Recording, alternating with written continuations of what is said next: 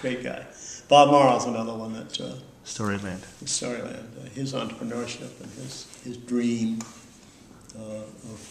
for the region. He was the one. He was the primary guiding light behind the establishment of the White Mountain Attractions Association back in the 50s, in the late 50s, early 60s.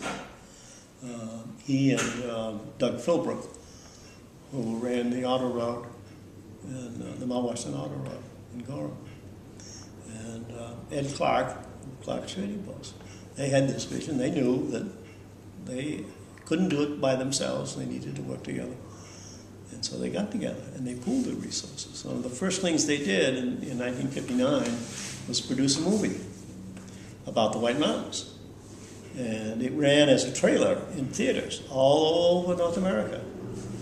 They got together and purchased the rights to put it into distribution in the theaters. It was narrated by Lowell Thomas Jr., and it was really quite a thing of its day. Oh yeah, I never heard that. Yeah. Oh, that's really interesting. So it must have been great being kind of a young entrepreneurial guy to be around these giants. Oh yeah. I mean, it was just exciting to be around them and know that what they had already done and what I was trying to begin. Yeah. And they were very, very supportive. Fortunately, because it was an organization that, it could have been just another association that was within itself, but their vision was much broader than that for the whole state and for the whole New England, for the whole country. And so they allowed me and encouraged me to get involved in other things, to get the name of the White Mountains out amongst other organizations in the area and also in the country.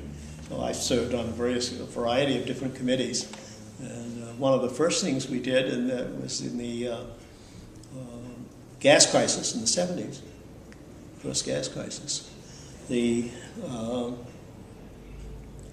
industry hadn't really talked to itself, within itself at that point in time. We were, the attractions were the attractions, and the campgrounds were the campgrounds, and ski areas were the ski areas, and they didn't talk to each other.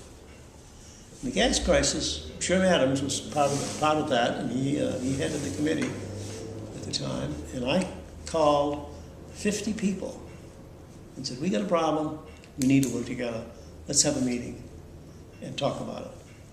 And 46 people showed up. Wow. Yeah. And that was the beginning of the New Hampshire Travel Council, which I headed for 8 years. And it became the one that was lobbying the state to make sure that tourism got the right treatment, if you will, in the legislature. Up until that point, there was really nobody working together. So the campers and the lodging people and the attractions people and the ski areas and all the others, the retailers and everything else got together in the same room and realized that they all had the same problem. And the only way to solve it was to work together. I think I'm probably about as proud of that accomplishment as anything. It's not a natural thing for a bunch of very independent people to move in one direction.